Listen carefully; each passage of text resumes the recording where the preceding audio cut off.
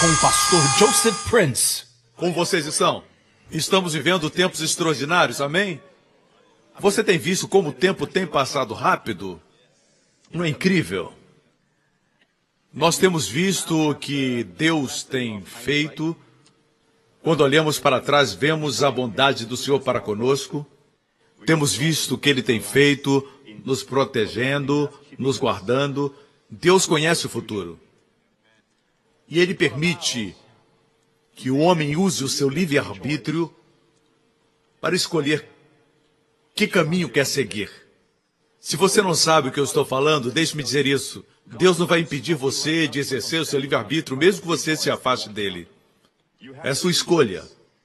Se Deus nos tivesse feito robôs, não existiriam problemas no mundo. Mas Deus não quer robôs. Deus quer homens e mulheres com livre-arbítrio para amá-lo, adorá-lo e obedecê-lo.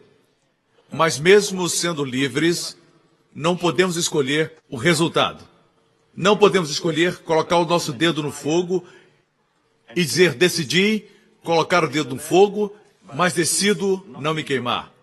Não, se escolheu o fogo, escolheu a queimadura. Você não pode escolher o resultado da sua escolha. Deus, certa feita, disse para Israel, coloco diante de vós vida e morte, e é como se Deus, o seu amor, dissesse, escolham a vida, para que vós e os vossos filhos vivam. Deus é um bom Deus. Ele é um Deus maravilhoso. Seu coração é gentil, além de qualquer medida. Suas misericórdias duram para sempre. E em todo tempo, a Bíblia diz, Deus estende suas mãos para o homem pecador e rebelde. Deus poderia facilmente destruir o homem, mas ele é compassivo.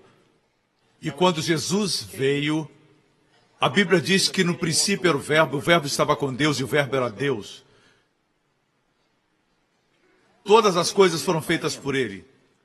E sem ele nada do que foi feito se fez.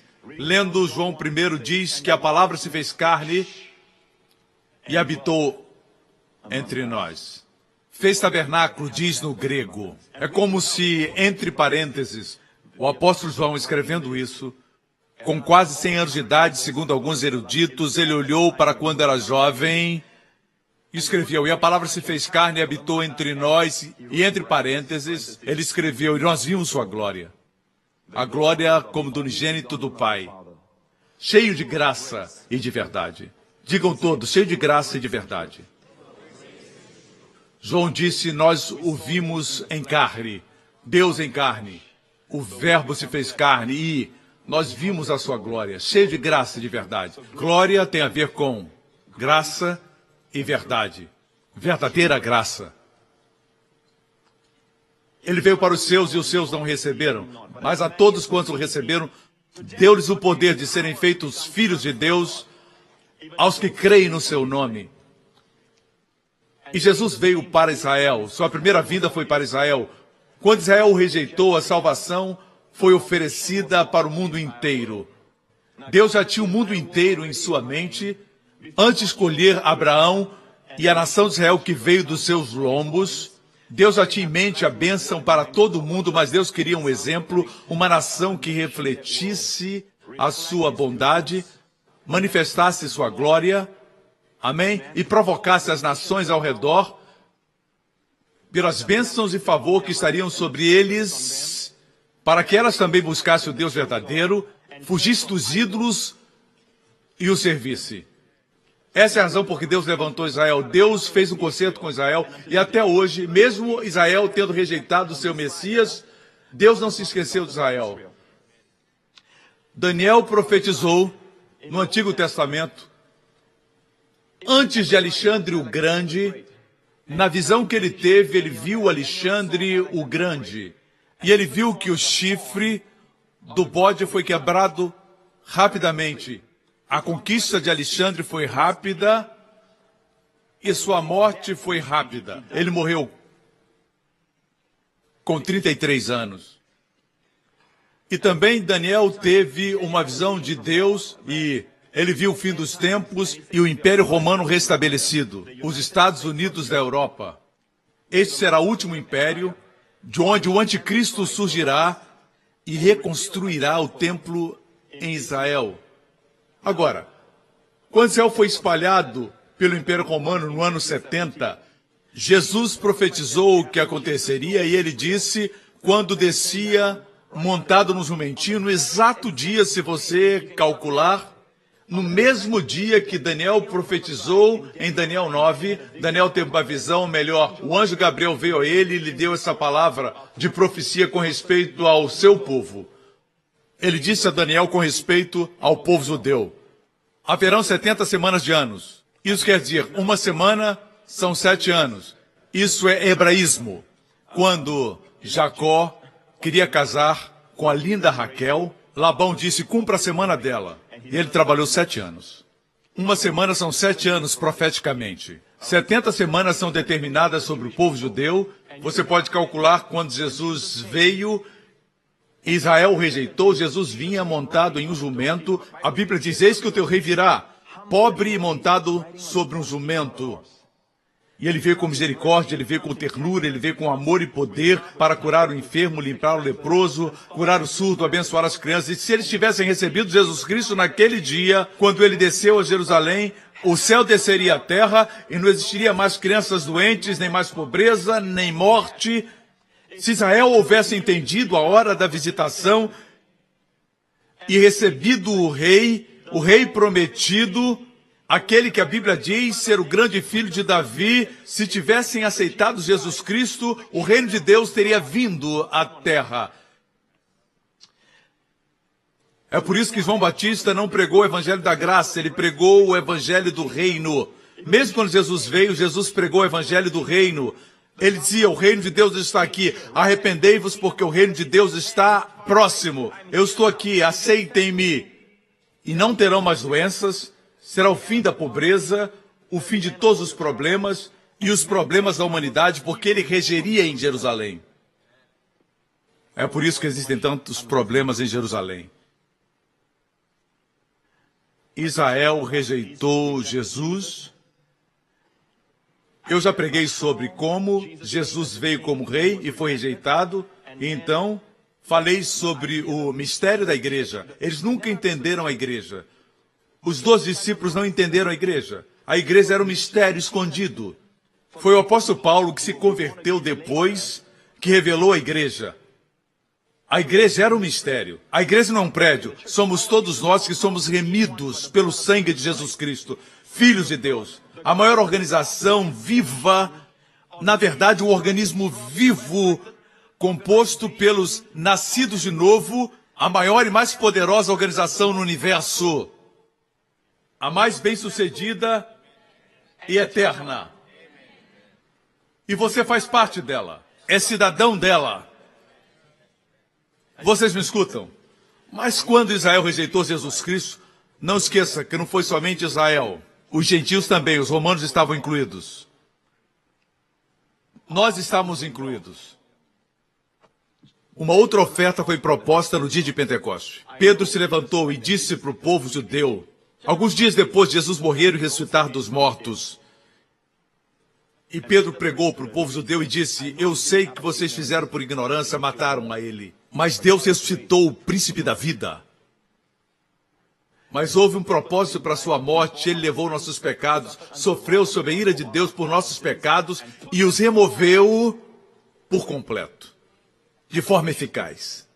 Por isso, se Deus julgasse você hoje, seria injusto para com o que Cristo realizou. Seria injustiça da parte de Deus julgar a você se você é um crente, porque Cristo levou seus pecados. Por isso não há mais condenação para aqueles que estão em Cristo Jesus. Por isso, Jesus, naquele mesmo dia que Daniel profetizou, 433 anos, exatamente, 69 semanas, 483 anos, 7 anos restavam para completar 70 semanas. Ele entrou em Jerusalém, chorou sobre Jerusalém, no Monte das Oliveiras. Ele disse, se você soubesse quantas vezes quis eu juntar os seus filhos como a galinha junta os seus pintos, mas você não quis. Não quis a minha proteção. Como a mãe que ama tanto seu filho e o filho cresce sob o seu cuidado. sua ternura. Ela se sacrifica tanto pelo seu filho e ele a abandona, a desonra e a rejeita. Com o coração quebrado, Jesus chorou sobre Jerusalém.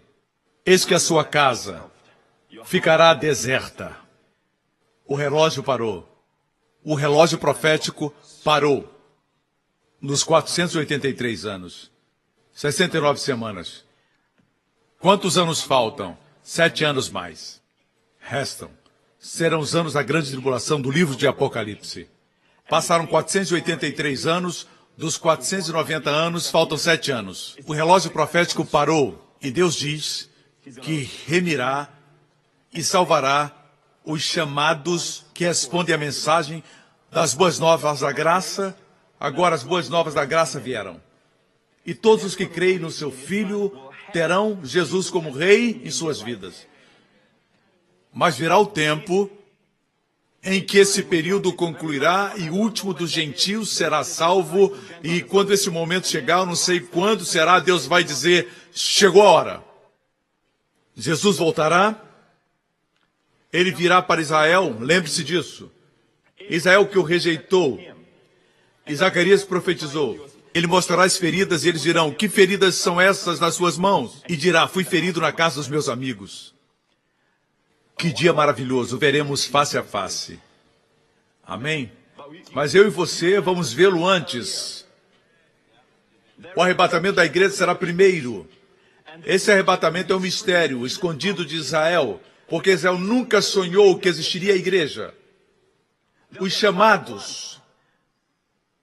Os discípulos não entendiam isso. Quando Jesus ressuscitou dos mortos em Atos 1, eles disseram, Senhor, onde virá o tempo que restaurarás o reino de Israel? Jesus olhou para eles e disse, não é para vocês saberem o tempo e as estações que o Pai estabeleceu por sua autoridade. Mas vocês receberão poder. 2000 anos se passaram e Deus está alcançando as nações ao redor do mundo, não somente Israel. Enquanto Israel está em cegueira parcial, mas existem crentes lá, Deus está alcançando o mundo inteiro. O último gentio será salvo, eu não sei quando isso vai acontecer, e Deus vai dizer, chegou. Deus dirá, filho, vai buscar sua noiva. E a igreja é o corpo de Cristo. Membros do corpo de Cristo que foram remidos de todas as nações, tribos, povos e línguas. Nós somos parte disso. Então ele voltará. E quando ele voltar, escutem, ele voltará nosso Salvador e juiz para o mundo. Na sua primeira vinda, o anjo anunciou, eis que tragam boas novas, a mensagem do Natal. Hoje nasceu em Belém, cidade de Davi, o Salvador e não o juiz. Mas na sua próxima vinda virá como juiz. Ele vai ordenar todas as coisas do mundo. Correto? Tudo.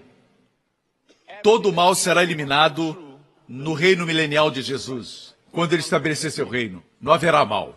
E pela primeira vez na história dos homens, o regente será alguém gentil, bom, poderoso, mas não esqueça que ele é o leão e o cordeiro.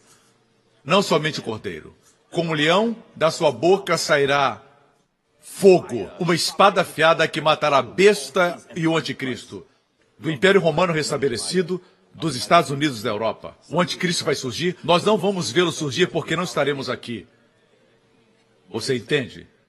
O que está acontecendo, pastor? O que é que está acontecendo nesse mundo? Veja, nossos avós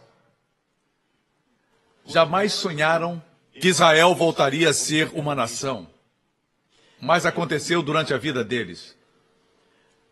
Nossos bisavós não viram Israel se tornar nação. Na verdade, nos anos 1800, quando Charles Spurgeon viveu, Moody, F.B. Meyer, J. Campbell e outros grandes homens de Deus, eles diziam coisas assim. Eles diziam que, para que houvesse um templo reconstruído, onde o anticristo, profetizado por Daniel, estivesse nesse templo, os judeus precisavam antes retornar para a sua terra. Não esqueça que no ano 70, depois de Cristo, Tito, o general romano, invadiu Jerusalém e destruiu o povo judeu. Jesus previu isso. Jesus disse, os exércitos virão e vocês serão sitiados e mortos. Muitos serão espalhados na terra. E isso aconteceu durante 2000 anos. Jesus veio para dar-lhes proteção e eles rejeitaram. Aqui tem um princípio. Deus não dá o que você não quer. Deus não pode proteger ninguém que diz, eu sei me proteger. É incrível como as pessoas rejeitam a Deus e quando coisas ruins acontecem dizem, onde está Deus? São rápidos para culpar, mas não para crer. Deus é um bom Deus, Ele quer ser seu Deus. Um grande texto para memorizar é esse, o Senhor é meu pastor e nada me faltará. É como disse um dos grandes poetas ingleses, é como um lindo cisne em um lago. Existe um, mas você vê dois. Isso é poesia. Quando você vê o pastor, significa que nada vai faltar. Se ver um, vê os dois. A Bíblia é clara. Quando Deus diz que não vai faltar, não vai faltar. Ele é seu pastor. Não é o trabalho da ovelha cuidar do pastor, mas trabalho do pastor cuidar da ovelha. Se você está fora do rebanho, como é que Deus pode cuidar de você? Seja ovelha. A ovelha pode ser ingênua, mas ela é amada, cuidada, protegida. Por isso Jesus clamou sobre Jerusalém e disse, a casa de vocês vai ficar desolada. E o relógio profético parou, mas vai reiniciar, como vemos em Apocalipse, os 7 anos de tribulação, antes de Jesus retornar na segunda vinda, mas antes seremos arrebatados. Muitos não entendem isso, ok?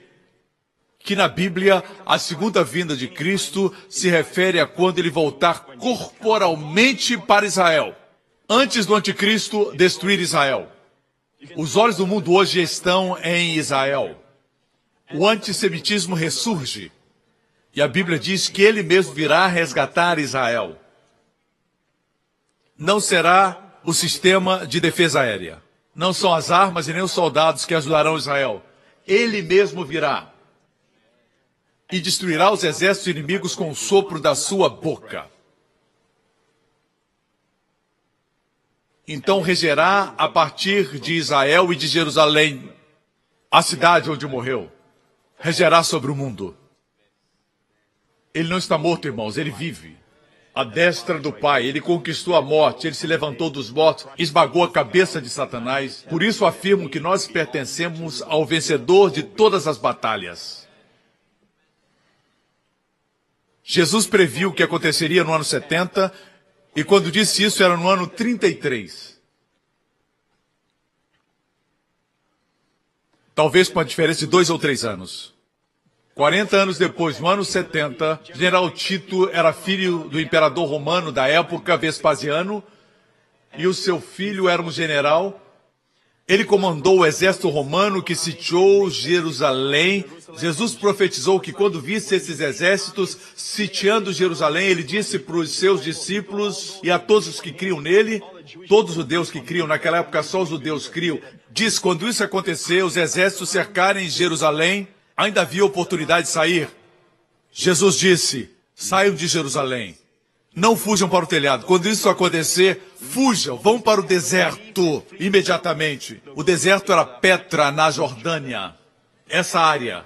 Você sabia que Joséfo, que não era crente, era um historiador judeu que viveu durante o tempo do Império Romano, durante as guerras dos judeus e dos romanos, quando eles atacaram Israel? Ele estava vivo e registrou tudo. As atrocidades que aconteceram nas guerras dos judeus, ele registrou e disse que os crentes nesse Messias, nenhum morreu. Lembraram o que Jesus disse e fugiram. E o general Tito entrou na cidade e destruiu a cidade.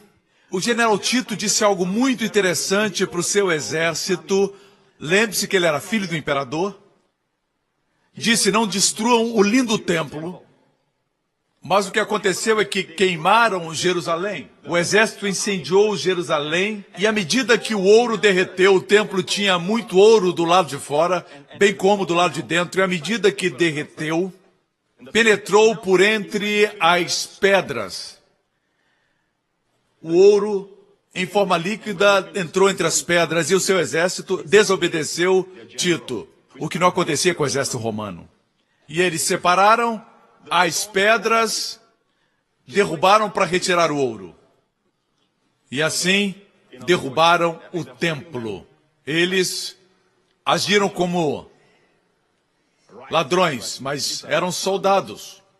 Agora cheguei à mensagem que quero pregar. Mateus 24.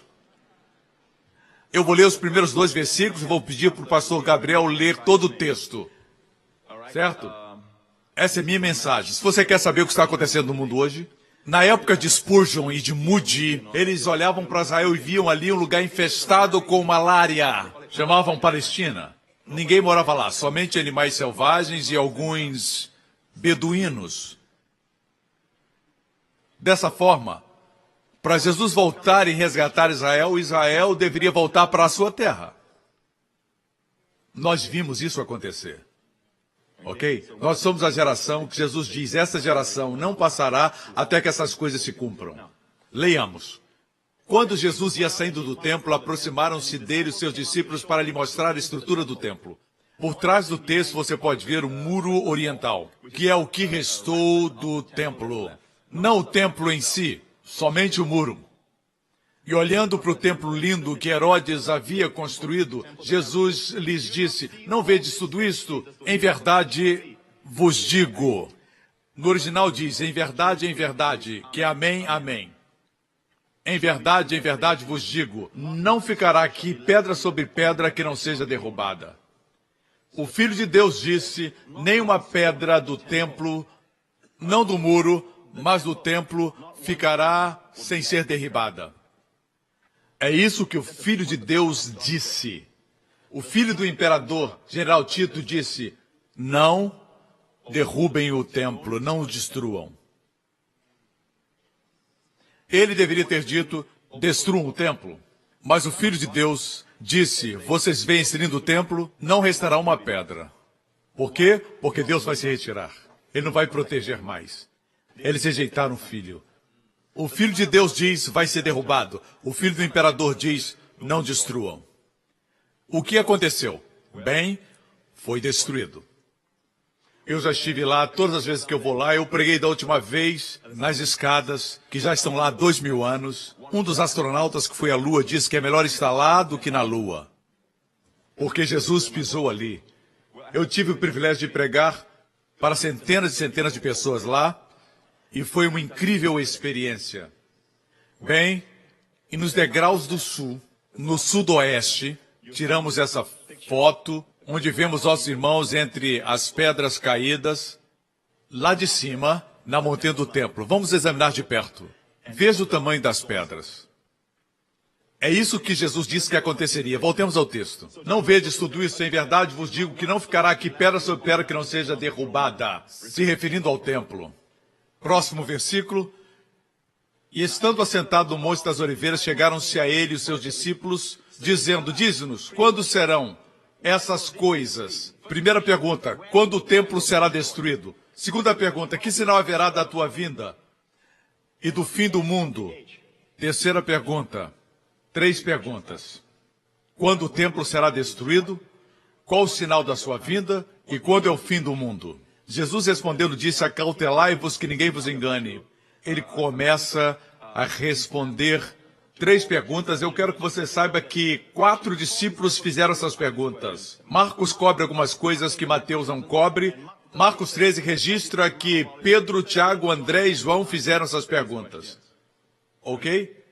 Isso está em Marcos 13. Lucas também menciona Jesus falando do tempo do fim.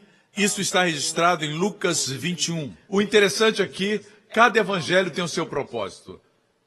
Em Mateus diz, quando acontecerão essas coisas, ele havia dito que não ficaria pedra sobre pedra. Assim a primeira pergunta é, quando o templo será destruído? Lucas responde. Mateus responde a pergunta 2 e a pergunta 3. Ele responde a pergunta 2, qual o sinal da tua vinda e o fim do mundo? Mas Lucas responde, quando o templo será destruído? Vamos rapidamente para Lucas 21. Mas quando vir de Jerusalém cercada de exércitos, sabei então que é chegada a sua desolação. Então, se estiverem na Judéia, fujam para os montes, os que estiverem no meio da cidade saiam, e os que nos campos não entrem nela. Porque dias de vingança são estes, para que se cumpram todas as coisas que são escritas. Mas ai das grávidas e das que criarem naqueles dias, porque haverá grande aperto na terra, ira sobre este povo, e cairão ao fio da espada, e para todas as nações serão levados cativos. Por 2000 anos, o povo judeu tem estado espalhado por todas as nações da terra, a diáspora, e Jerusalém será pisada pelos gentios, pelos romanos no ano 70. Até agora, temos tido diferentes nações gentílicas conquistando Jerusalém nesses últimos 2000 anos. Os mamelucos, tivemos também os turcos, antes dos ingleses, povos não judeus, gentios, até 1948. Os pés judeus pisaram aquela terra depois do Holocausto. As nações da terra se comoveram, entraram em acordo que Israel voltasse a ser nação. Aquela terra lhes pertencia. Davi foi o seu rei, e ele escolheu Jerusalém como a capital da sua nação. Eu sei que existe um enorme debate no mundo, esse é o território mais disputado em todo o mundo. Mas por que nossa geração viu isso? Quanto mais vejo as notícias e leio os jornais, mais fica estabelecido que a Bíblia é um livro inspirado. É o sopro de Deus, que vai além do seu tempo. Jesus disse, quando o Espírito vier, ele mostrará coisas que virão.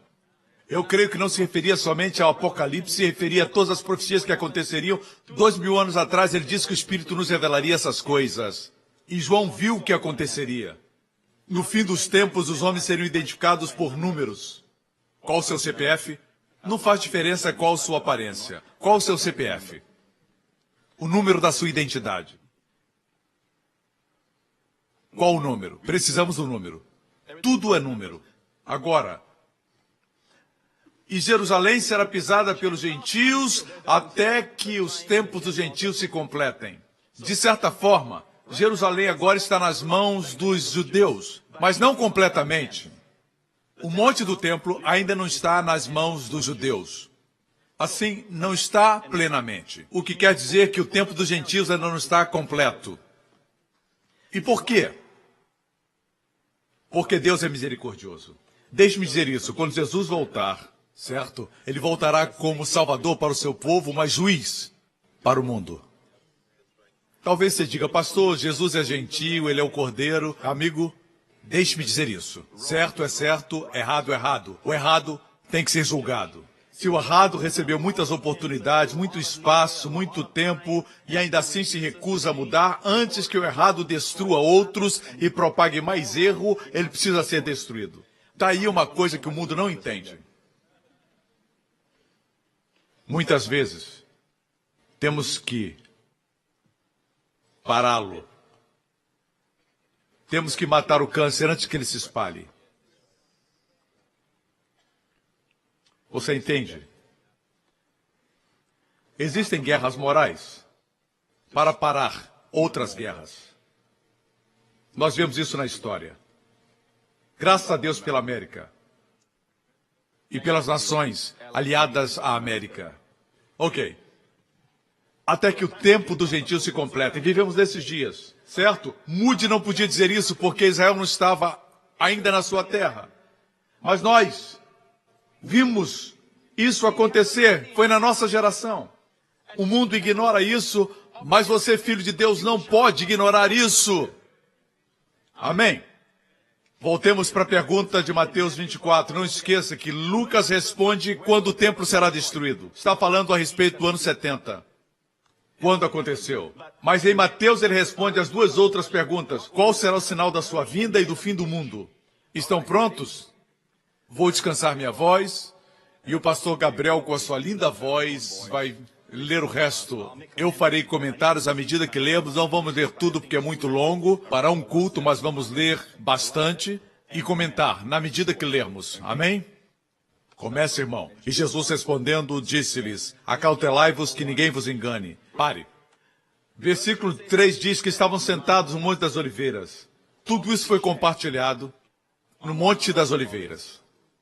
Temos uma foto do Monte do Templo, tirada do Monte das Oliveiras. Eu quero que você veja algo. É incrível como Jesus se assentou no Monte das Oliveiras e apresentou o futuro da Europa. Incrível. Fantástico. Fantástico. Farei comentários à medida que o nosso irmão ler. Continue. Porque muitos virão em meu nome dizendo, eu sou Cristo, e enganarão a muitos. E ouvirei de guerras e de rumores de guerras. Olhai, não vos assusteis, porque é mister que isso aconteça, mas ainda não é o fim.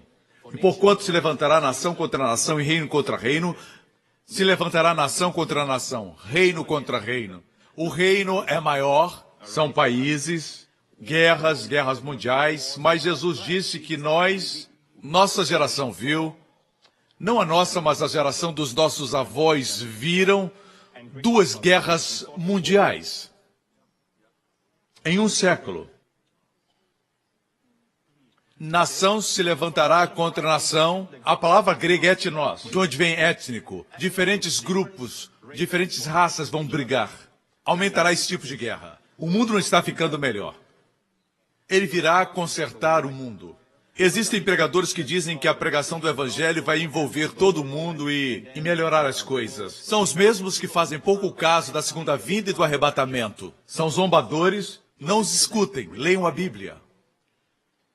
Mas você e sua família serão abençoados em meio às trevas. Ok? Continue. E haverá fomes e pestes e terremotos em vários lugares. Pestilências como o vírus da ebola e outros vírus. Jesus predisse isso, que essas coisas aumentariam. Grandes terremotos, fomes, terremotos em vários lugares. Outro evangelho diz grandes terremotos. Grandes terremotos não são 4, 5 na escala, mas 7, algumas vezes 8. Você sabia que desde o início de tudo, da existência da Terra, desde que o homem surgiu na Terra, os geólogos afirmam isso, os seismólogos afirmam isso, que nunca aconteceu tantos terremotos como, e na frequência desta década, e na década anterior, vimos mais terremotos do que em toda a história da Terra. Na nossa geração. Grandes terremotos aumentarão. Continue. Mas todas essas coisas são o princípio das dores, só o princípio. Então vos hão de entregar para serdes atormentados e matar-vos-ão, e sereis odiados de todas as nações por causa do meu nome. Nesse tempo muitos serão escandalizados e trair-se uns aos outros, e uns aos outros se odiarão. Para aqui eu quero dizer algo. Vou tirar você da sua miséria agora. Por essa razão, algumas pessoas que leem isso aplicam à igreja. A igreja não está nesse quadro. Ele está falando para o povo judeu, os crentes judeus. Está falando com a nação de Israel. Você entende isso? Ele não está falando da igreja. Muitos de nós aplicamos isso para nós mesmos e nos enchemos de medo. Cremos que vamos ver o anticristo. Não, nós não vamos ver o anticristo. A Bíblia diz que a graça salvadora de Deus se ha manifestado a todos os homens, aguardando a bem-aventurada esperança e o aparecimento da glória do grande Deus e nosso Senhor Jesus Cristo. Não estamos aguardando o anticristo, aguardamos o Senhor Jesus voltar nas nuvens. O mesmo Senhor que abriu o rolo em Isaías 61, na sinagoga em Nazaré, e ele leu, o Espírito do Senhor Deus está sobre mim, porque o Senhor me ungiu para pregar boas novas aos mansos, enviou-me a restaurar os contritos de coração, proclamar liberdade aos cativos e abertura de prisão aos presos, e apregoar o ano aceitável do Senhor, o ano do favor de Deus. Então ele fechou o livro, a Bíblia diz. Mas se ler Isaías 61, diz a apregoar o ano aceitável do Senhor, vírgula, e o dia da vingança do nosso Deus. Mas Jesus parou no ano aceitável do Senhor. E nessa vírgula estão 2000 anos, o tempo da graça de Deus, que alcança o homem. Jesus sabia dividir a palavra de Deus. Nós precisamos aprender onde parar. Não é ainda o dia da vingança. Para Israel, o dia da vingança aconteceu quando rejeitaram a Jesus Cristo. Mas haverá outro. Mas a igreja não estará no dia da vingança, irmãos. Isso não foi escrito para a igreja, mas para o remanescente judeu. São os dias da ira de Deus. 7 anos de tribulação chamados dias da ira de Deus. Mas para nós, os crentes, é Romanos 5. Romanos 5:9. Logo muito mais agora, tendo sido justificados pelo seu sangue. Você foi justificado pelo sangue? Logo muito mais agora, tendo sido justificados pelo seu sangue, seremos salvos da ira. Por ele, Jesus. Pelo que Cristo Jesus fez por nós, os crentes não verão a ira, que incluem os 7 anos de tribulação. Ele virá para resgatar-nos antes que isso aconteça. Certo? Mas o arrebatamento não foi compartilhado nos evangelhos. Deixe-me aclarar. Foi compartilhado, mas não foi compartilhado com o povo judeu. Quanto foi compartilhado? No cenáculo, no finalzinho do seu ministério, ele foi para o cenáculo. E no cenáculo, Jesus disse para os discípulos, João 14. Não se turbe o vosso coração, Jesus lhes disse isso na quinta.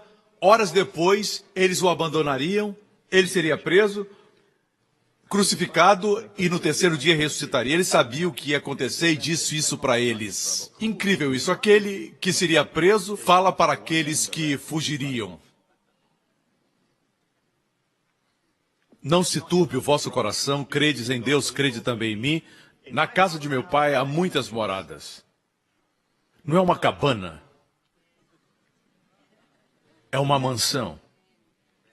Se não fosse assim, eu vou-lhe teria dito, vou preparar-vos lugar. O casamento judaico na época de Jesus era assim. Quando ficavam noivos, chegava o dia da consumação do casamento e o homem, após ficar noivo com a jovem, ele ia preparar a casa para a moça. Ela sabia mais ou menos quando seria o casamento, mas ela não sabia o dia. Podia acontecer de dia ou de noite. Ele podia chegar quando ela estava dormindo, certo? Era o costume judeu. Ele está voltando para sua noiva. Se não fosse assim, eu vou-lhe teria dito, vou preparar-vos lugar. E quando eu for vos preparar lugar, virei outra vez. Dessa vez ele não voltará para Israel. Não se refere à segunda vinda de Jesus, fala do arrebatamento. Virei outra vez e vos levarei para mim mesmo, para que onde eu estiver estejais vós também. Mas Mateus 24 está falando para os judeus e o foco central é Jerusalém, em Israel. Mas no cenáculo, que fala de verdades celestiais, João 13, 14, 15 e 16, ali estão contidas verdades escondidas que seriam reveladas por Paulo. Fala que o Espírito Santo viria, fala a respeito de orar no nome de Jesus. Ele orou e nos falou sobre o novo mandamento. Ele orou por nós. Tudo no cenáculo são verdades da igreja. E tinha um objetivo, porque eles não podiam entender. Somente Paulo, Deus teve que levantar um homem chamado Paulo para ensinar o mistério da igreja. O que Deus tem de mais poderoso no planeta Terra. Ali, ele revelou para os seus discípulos o segredo, eu voltarei e vos levarei para mim mesmo, para que estejam comigo. Ele não falou em Jerusalém. Não, onde eu estiver, estejais vós também. Quando essas coisas estiverem acontecendo na terra, você estará olhando de lá. Voltemos para Mateus 24 e vejamos o que aconteceu com o povo judeu. Vos hão de entregar, matar-vos-ão, sereis odiados, e surgirão muitos falsos profetas e enganarão a muitos. Continuemos. E por se multiplicar a iniquidade, o amor de muitos esfriará. Mas aquele que perseverar até o fim, esse será salvo. E este evangelho do reino será pregado em todo o mundo, em testemunho a todas as nações, e então virá o fim.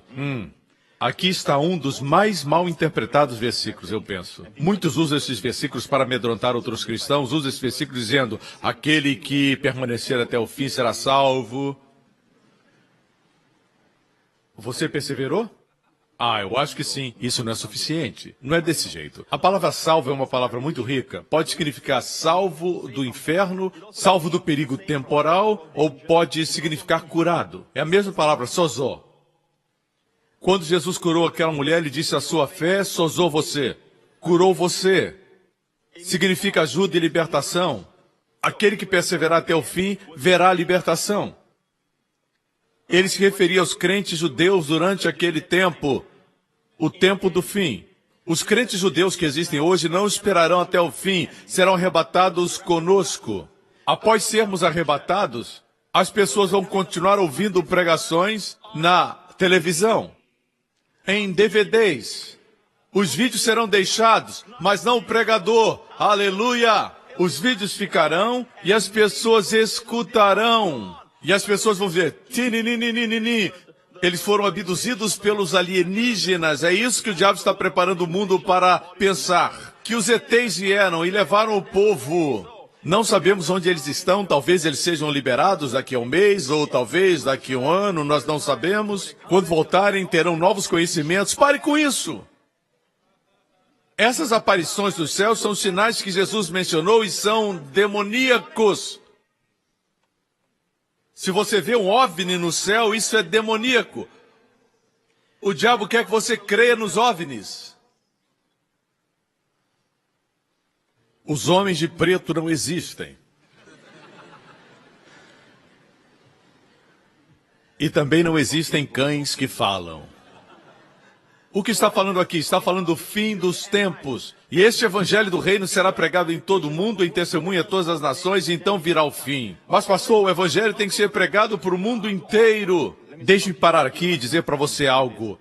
Este evangelho não é o evangelho da graça, é o evangelho do reino. Você lembra quando eu disse que o evangelho do reino começou? Quando João Batista começou o seu ministério, ele pregou o evangelho do reino. O rei está voltando na sua primeira vinda. O rei está chegando. E ele batizou aqueles que creram. Infelizmente, só um remanescente creu. Jesus veio e começou o seu ministério. E as primeiras palavras que Jesus disse foram: arrependei-vos, porque o reino dos céus está próximo. E o que ofereceu? As boas novas do reino. O reino está vindo, Israel. O reino está aqui. Era ele. E ele mostrou um pouco do reino. Os leprosos foram limpos. Os surdos foram curados. Abriu os olhos aos cegos, expulsou os demônios dos oprimidos, amém? E pregou as boas novas ao pobre, e a mensagem foi: o Senhor é o seu pastor e nada lhe faltará. Essa foi uma amostra do reino quando o rei esteve aqui. O rei consertaria todas as coisas, não existiria mais doentes. Ele disse: arrependei-vos, porque o reino dos céus está próximo. E eles o rejeitaram. Mas depois do arrebatamento, alguns crerão porque ouvirão minhas mensagens.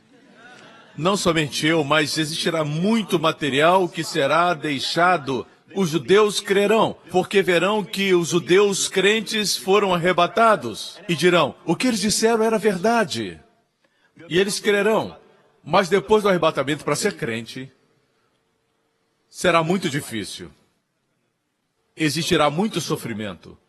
Esses são os crentes que vão perseverar por 7 anos, até o regresso de Jesus. O arrebatamento é iminente, não sabemos quando. O arrebatamento não tinha que esperar Israel voltar a ser nação, o que já aconteceu.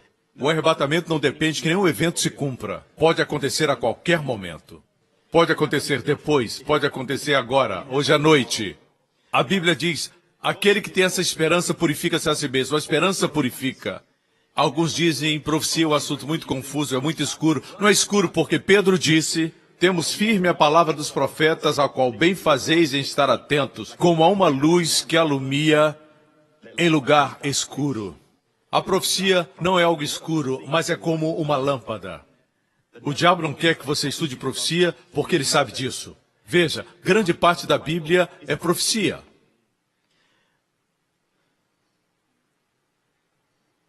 Quando Jesus nasceu, o rei Herodes perguntou aos seus eruditos, a esses eruditos corruptos, de acordo com a Bíblia, onde o Messias nasceria. E eles disseram: ele nascerá, e citaram Miqueias, ele nascerá em Belém Efrata. Envie soldados para matá-lo. Eles usaram a Bíblia, usaram o conhecimento da Bíblia contra Cristo, quando a Bíblia revela Cristo. Tenha cuidado. Veja, foi profetizado onde nasceria e como. Não vou falar disso agora, mas sua primeira vinda foi profetizada, sua segunda vinda está profetizada. Mas o arrebatamento não é a segunda vinda. A segunda vinda é para Israel e para julgar o mundo, certo? O rapto não é a segunda vinda. Pastor, mas o senhor não sabia que a palavra rapto não está na Bíblia? Oh, você é esperto. Você sabia que a palavra trindade não está na Bíblia? Falo com você. Você sabia que a palavra Trindade não está na Bíblia, mas a verdade está.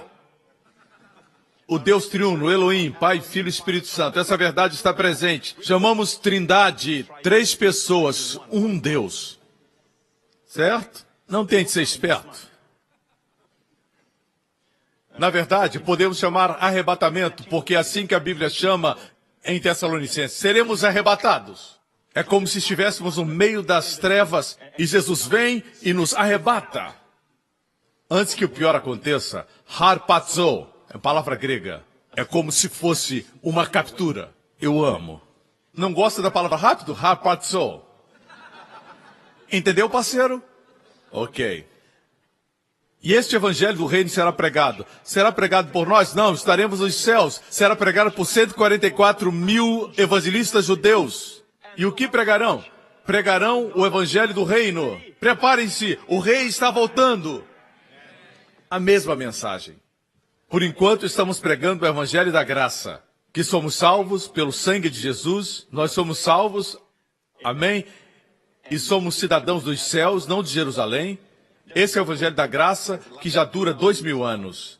Mas a mensagem do reino que foi pregada quando ele veio pela primeira vez voltará a ser pregada. Não por nós, mas por 144 mil evangelistas judeus. Alguns dizem, eu faço parte desse grupo. De que tribo é você? Ok? A Bíblia diz quantos serão de cada tribo. A lista está completa em Apocalipse e todos são judeus de diferentes tribos. 144 mil. E o evangelho será pregado. Vocês me escutam? Então virá o fim. Ele retornará. Verso 15.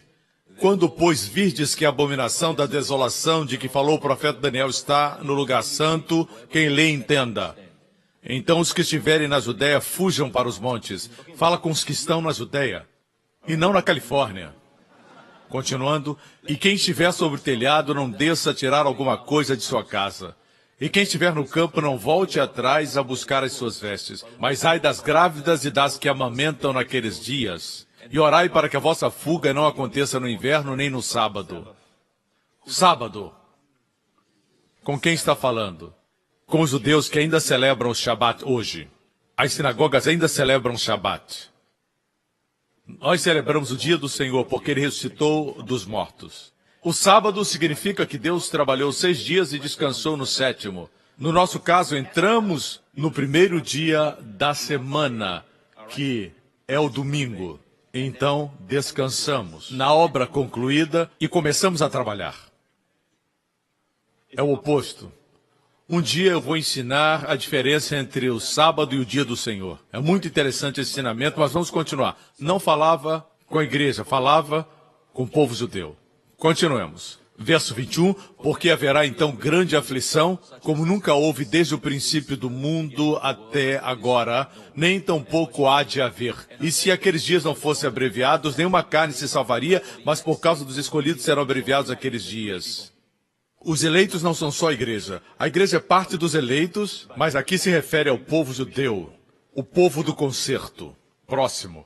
Então, se alguém vos disser, eis que o Cristo está aqui, eis o Messias, o povo judeu estará esperando o Messias.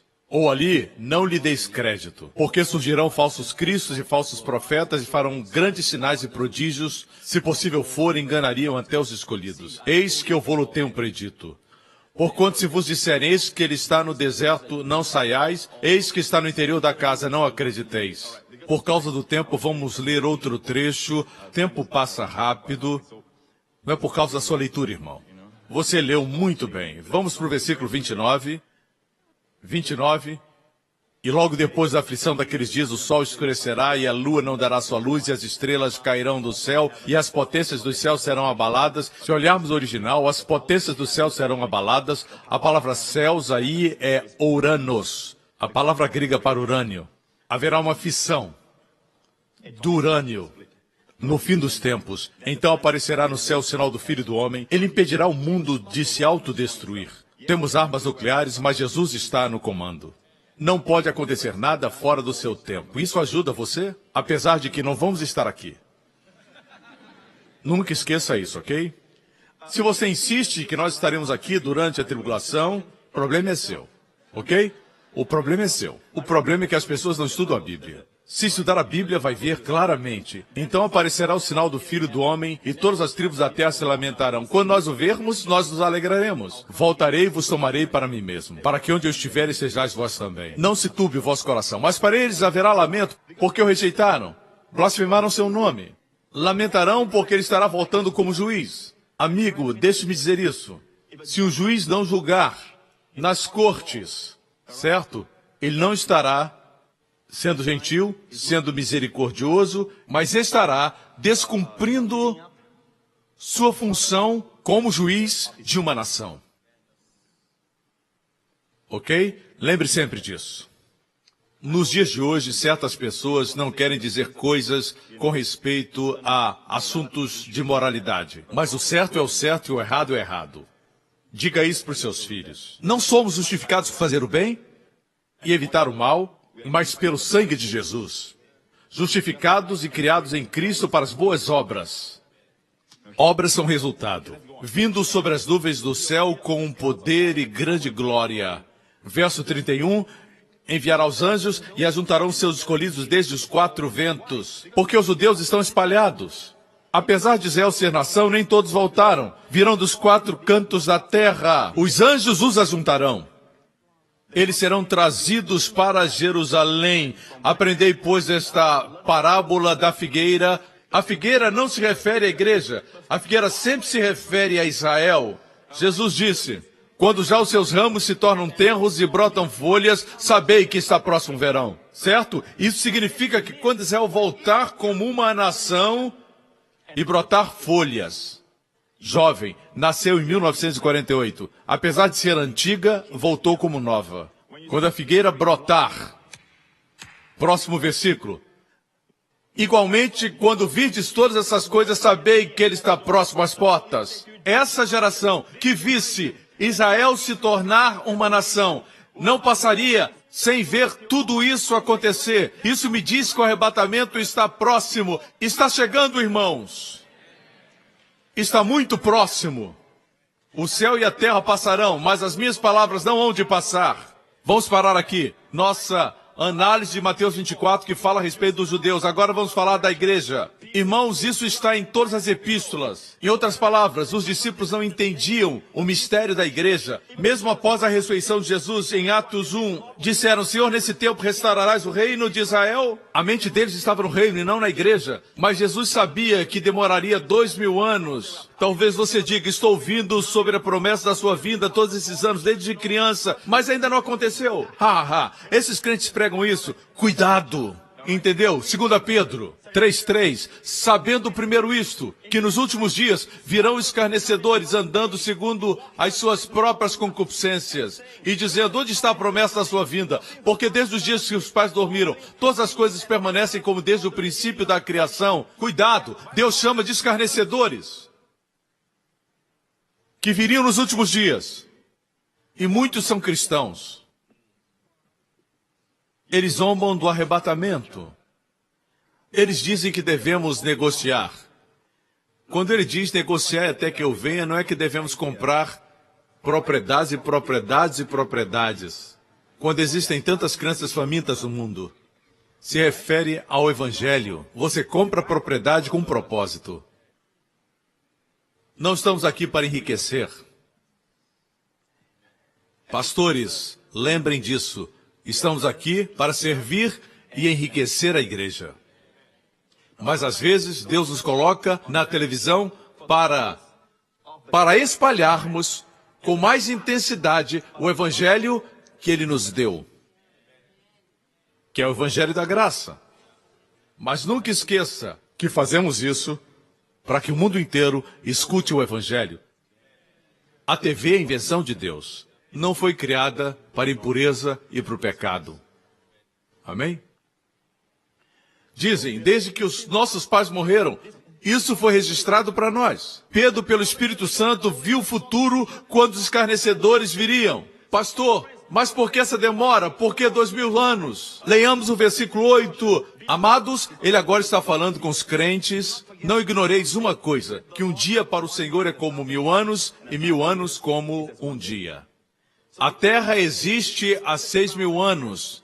Não escute os registros dos chamados evolucionistas que creem que a Terra tem milhões e milhões de anos de idade. Você escuta isso na seita ciência cristã e não de cientistas que são cristãos e acreditam no criacionismo. Esses você pode ler. Mas o fato é que a Terra tem 6.000 anos. Amém. O sistema de datação por carbono ignora completamente o dilúvio. É por isso que muitas vezes predizem eventos antes do dilúvio. Por não crer no dilúvio, acredito que tudo era normal, como hoje, mas não era. Mas não vou entrar nesse particular, existe um sermão a respeito disso. Vamos voltar para o nosso assunto. Assim, 1000 anos para o Senhor como um dia.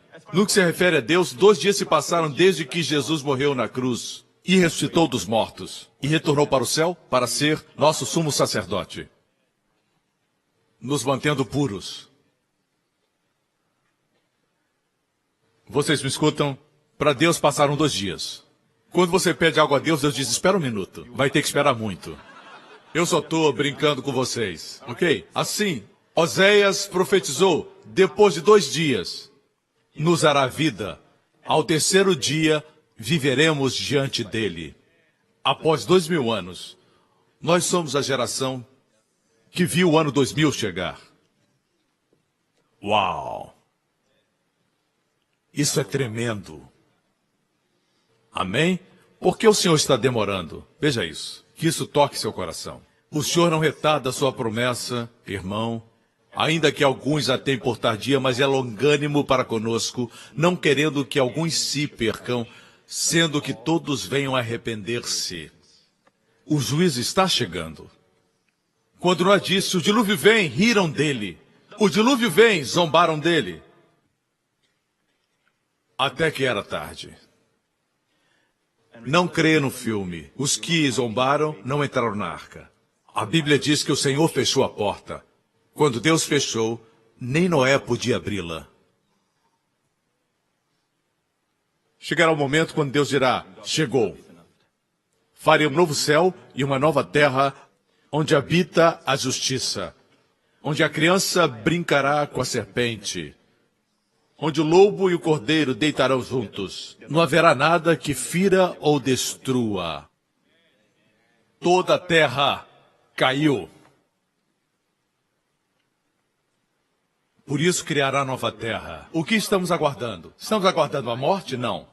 Essa não é a postura correta para um cristão. Mesmo o apóstolo Paulo não queria morrer.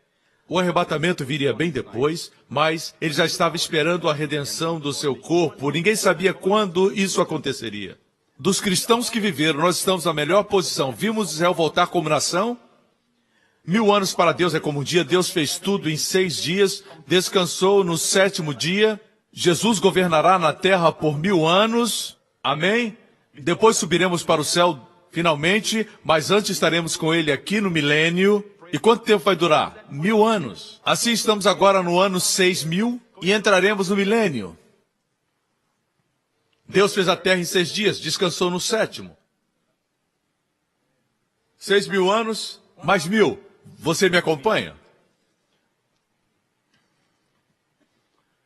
Vamos para Romanos 8, verso 22. Porque sabemos que toda a criação geme e está juntamente com dores de parto até agora. E não só ela, mas nós mesmos, que temos as primícias do Espírito, também gememos em nós mesmos, esperando o quê? A morte? Não, esperando a adoção, a saber, a redenção do nosso corpo. Irmãos, a única coisa que falta receber, já recebemos todas as coisas, mas existe uma coisa que ainda nos falta, que Jesus já pagou na cruz. Quando ele morreu por nós, ele pagou por isso. Quando ele levantou dentre os mortos, ele pagou por isso. Mas deixe-me dizer-lhes, ele ressuscitou num corpo glorioso, porque ainda não temos um. Eu creio que faz parte de um processo de treinamento. Estamos sendo treinados para reinar. Eu acredito nisso, irmãos. Você é destinado a reinar. Já começou a reinar, mas ainda está no seu corpo carnal. Por enquanto, o Espírito Santo vivifica o seu corpo. Mas a Bíblia diz que a única bênção que nos resta é a redenção do nosso corpo.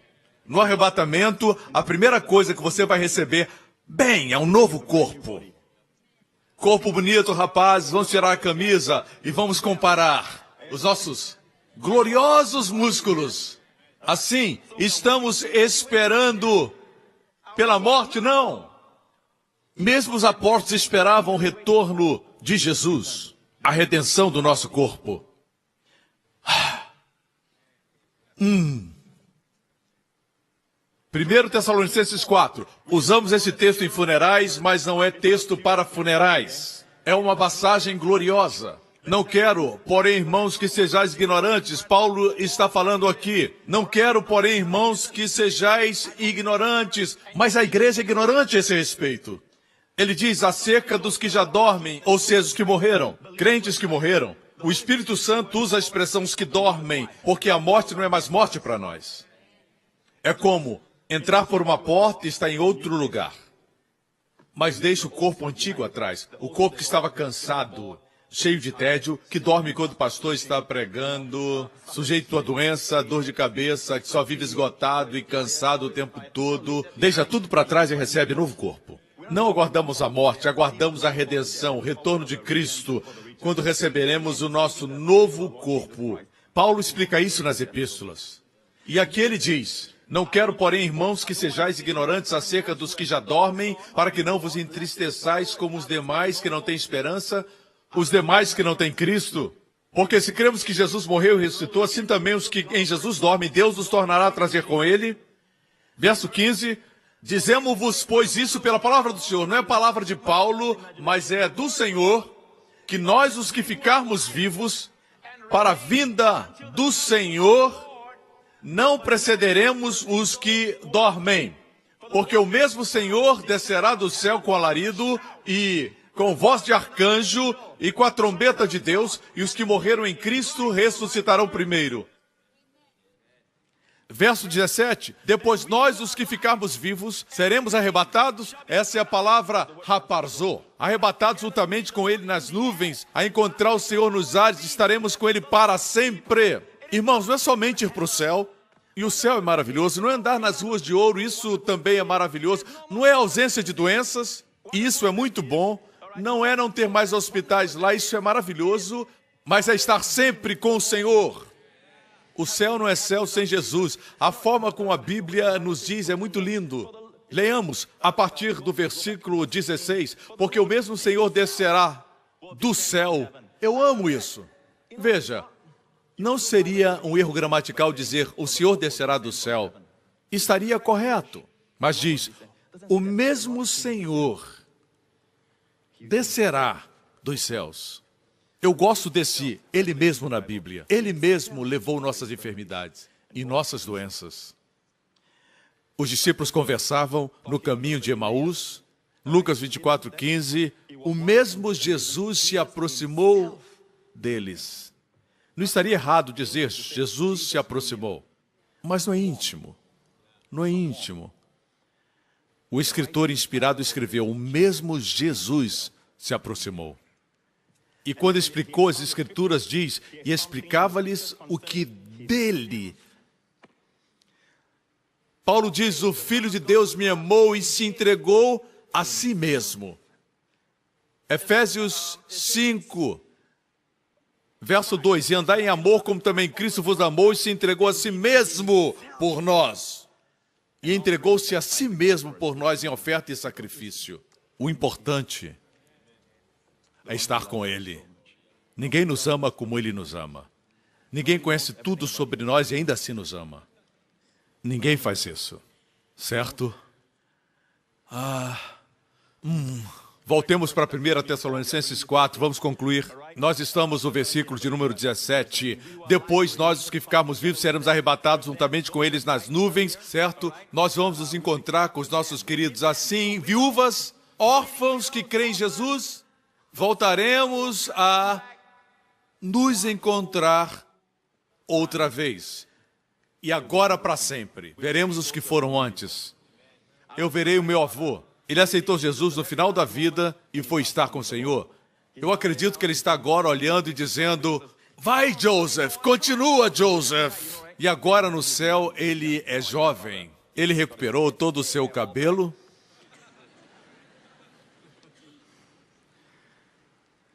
Não tem nada no céu que cai. não precisará de cílios postiços. Estaremos com o Senhor. Eu queria estar vivendo já esse momento. Somente estar com o Senhor. Não esperamos o anticristo, não esperamos a besta, nem os Estados Unidos da Europa e nem o Império Romano restaurado. Nós estamos esperando Jesus. Também não esperamos a morte. Esperamos Jesus. Ele pode voltar até mesmo hoje.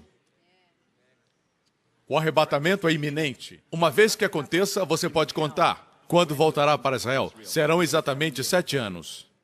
Assim não se refere a isso. A iminência desse acontecimento se refere ao arrebatamento. Portanto, consolai-vos uns aos outros com estas palavras. Não esqueça, ele não vem para julgar seus pecados, irmão. Você já foi remido na sua primeira vinda, quando ele morreu na cruz. Veja Hebreus 9:28, nova versão internacional. Assim também Cristo foi oferecido um sacrifício uma única vez. Não foram 2 vezes. A primeira vez foi totalmente eficaz. Certo? Para tirar os pecados de muitos. E aparecerá, não para lidar com nossos pecados. Julgar os pecados do mundo, sim. Mas não os nossos. Para trazer salvação. Essa salvação aqui é nosso novo corpo. A palavra salvação inclui o nosso novo corpo. Salvação para os que o aguardam. Que maravilha! Você está gostando? Assim, teremos o novo corpo. Filipenses, eu não entendo por que os pregadores não pregam mais sobre esse assunto. É a esperança que purifica. Amém? E nos dá o conhecimento de que vivemos aqui temporariamente. Assim vivamos nossa vida para a sua glória. Até que o vejamos face a face. Filipenses 3:20. A nossa cidadania, porém, está nos céus, de onde esperamos ansiosamente um Salvador, o Senhor Jesus Cristo. Paulo esperava a sua vinda, não esperava morrer. A postura do crente tem que ser essa. Não sabemos quando ele vai voltar, mas sabemos que é iminente. Especialmente para a nossa geração, que viu Israel voltar a ser uma nação, que viu a ascensão da Rússia, mencionada em Ezequiel, de onde esperamos ansiosamente um Salvador Jesus Cristo. Veja o que diz no grego, está claro nessa versão. Os eruditos no grego dizem, de onde esperamos ansiosamente o Senhor como um Salvador. Isso lhe conforta, isso lhe ajuda. Ele não vem para lidar com seus pecados. Ele vem como o Salvador, salvar o seu corpo. Seus pecados foram tratados na sua primeira vinda. É por isso que eu estou pregando a graça, porque hoje o Evangelho da Graça deve ser pregado, para que muitos sejam salvos.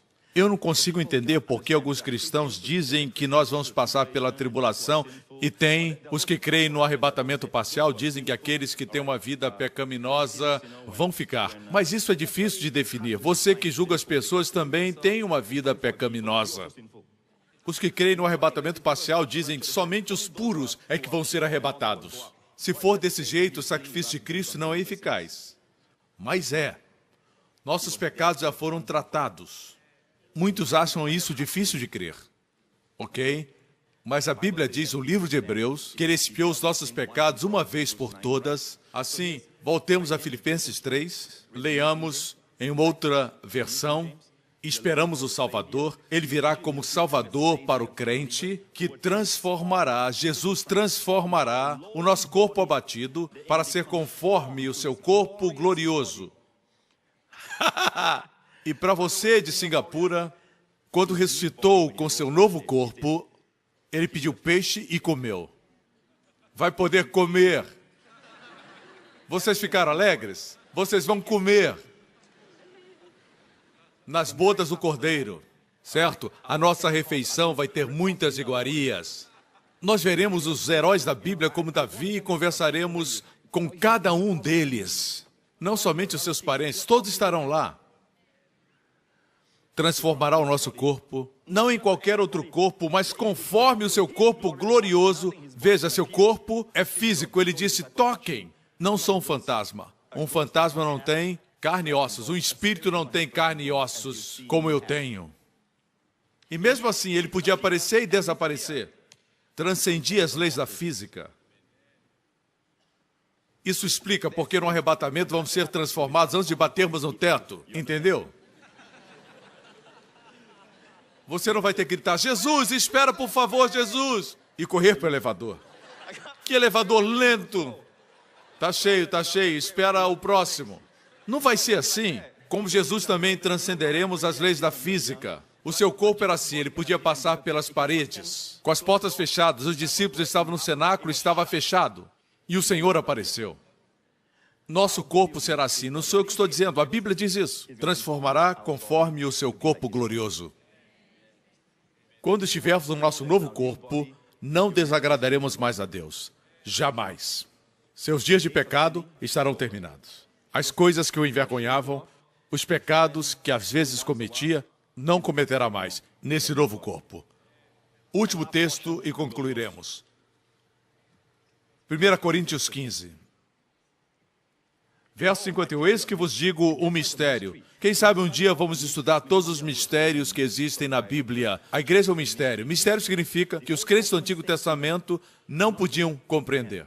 Eles profetizaram sobre a igreja em forma tipológica, mas a igreja não estava ainda revelada. Mesmo nos evangelhos, a igreja não foi totalmente revelada.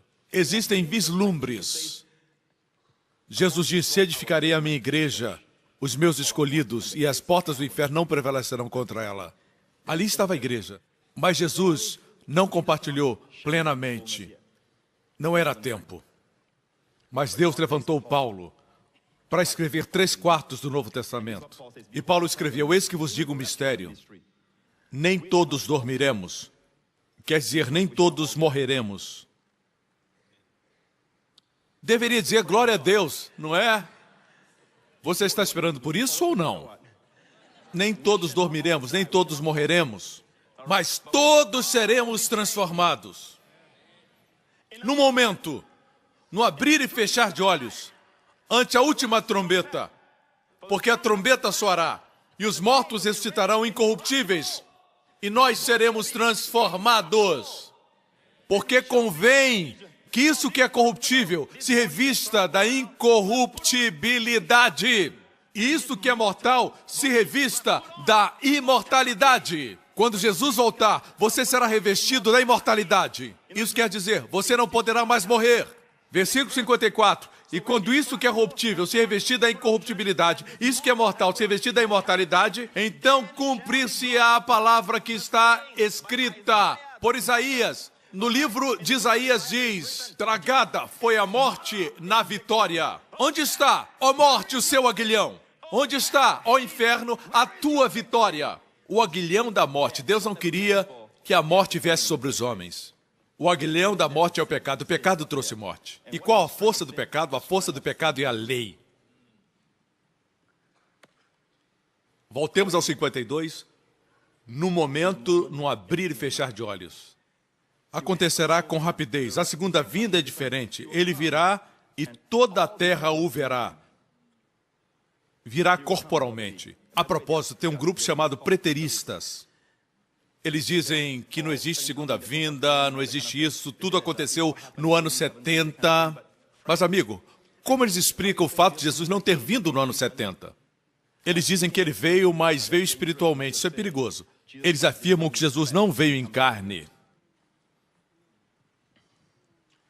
A Bíblia diz em Atos 1, mais um versículo 10, e estando com os olhos fitos no céu, enquanto ele subia corporalmente, e quando subia, eis que junto deles se puseram 2 homens vestidos de branco, os quais lhes disseram, homens galileus, por que estáis olhando para o céu? Esse Jesus, que dentre vós foi recebido acima no céu, há de vir assim como para o céu vistes ir.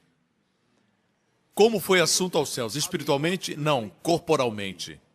Ele voltará corporalmente, do mesmo jeito. Não deixe que ninguém diga que ele virá em espírito, não. Virá corporalmente. Há de vir da mesma maneira. Temos que ficar com a Bíblia. Amém, igreja? No momento, no abrir e fechar de olhos, momento é a palavra atomos no original grego. A palavra atomos. O prefixo a, no grego, é uma negativa que torna a palavra oposto. A é uma negativa. Átomos. De onde vem a expressão segundo atômico. Atômico. Átomos implica que não pode ser dividido. Indivisível. Não pode ser dividido. Por isso a bomba atômica se torna bomba quando o átomo é dividido. É tão rápido, indivisível. Bem, no momento, no abrir e fechar de olhos. Um piscar é rápido, quase não dá para ver. O arrebatamento vai ser tão rápido que se você estiver ao lado de um não crente, estarão conversando e de repente você desaparece. É assim que vai acontecer. Não vai dar tempo para dizer bye bye, tchau. Não vai ser assim. Vai ser bem e você já foi. Você já foi. Em um novo corpo estaremos com o Senhor. Não terá medo de altura, porque com o novo corpo não teme nada. Por isso que dizem, pastor, eu tenho tanto medo de altura. Você vai ter um novo corpo.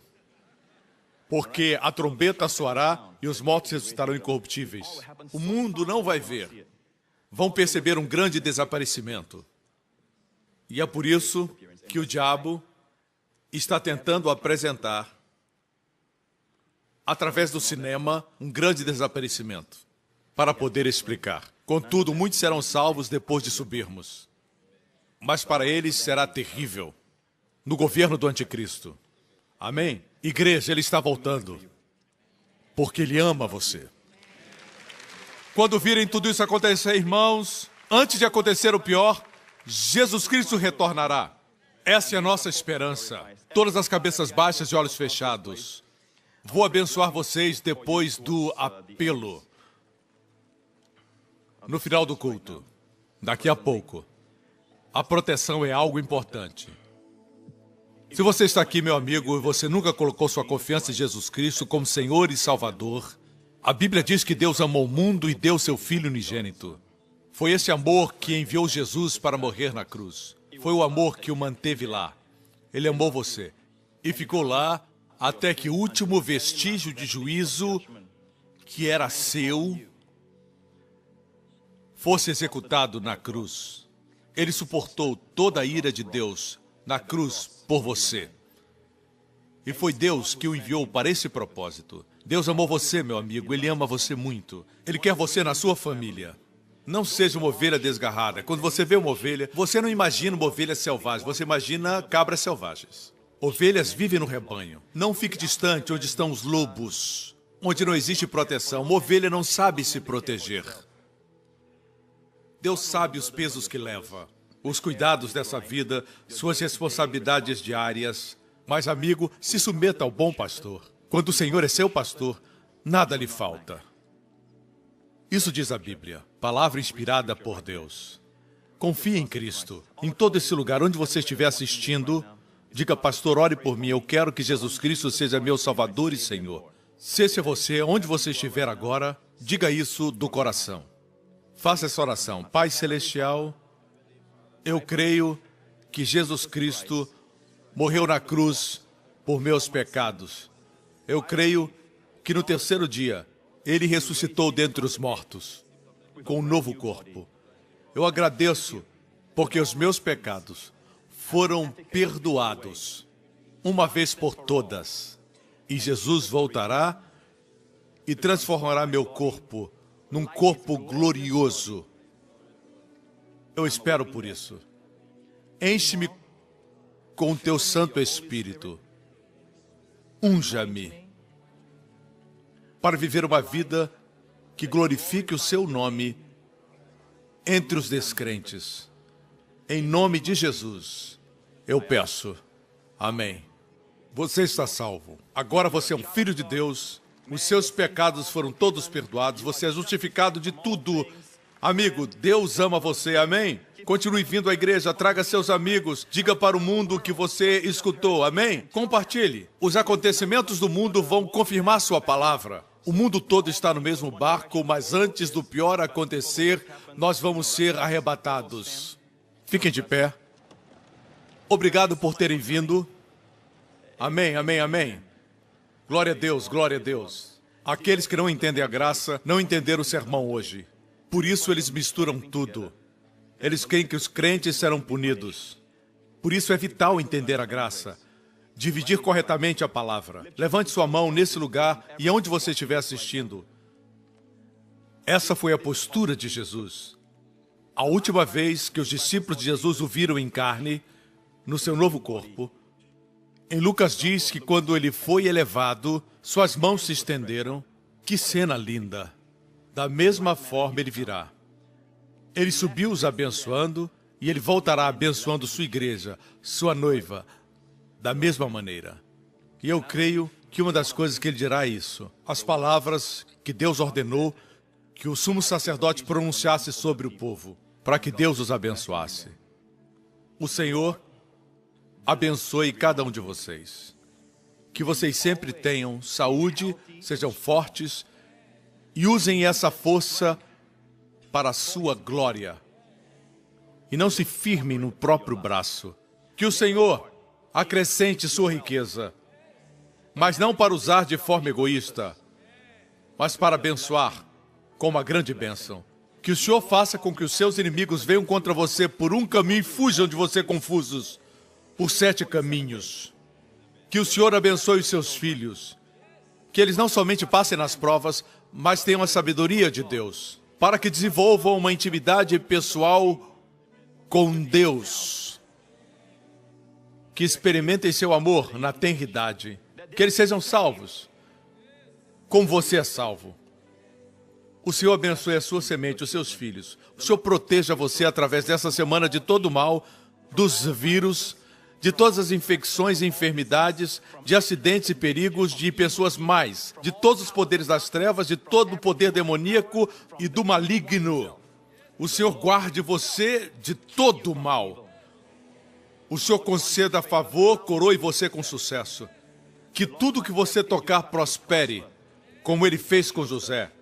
Que o Senhor levante a sua face sobre você com mãos estendidas. Ele quer que você se lembre dele assim, abençoando você, amando você, sempre. E o Senhor sorria para você. Conceda a você shalom, paz, em nome de Jesus.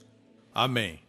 Obrigado por sintonizar no programa de hoje. Esperamos que tenha sido uma bênção para a sua vida. Para mais informações sobre o programa da Igreja New Creation, acesse o site ncctv.org.sg. Lá você poderá se inscrever para receber um devocional diário do pastor Joseph Prince. Seja incentivado e fortalecido todos os dias e saiba o quanto Deus lhe ama através desses devocionais. Acreditamos que o seu dízimo pertence à igreja que você frequenta e oramos para que você seja grandemente abençoado, altamente favorecido e profundamente amado.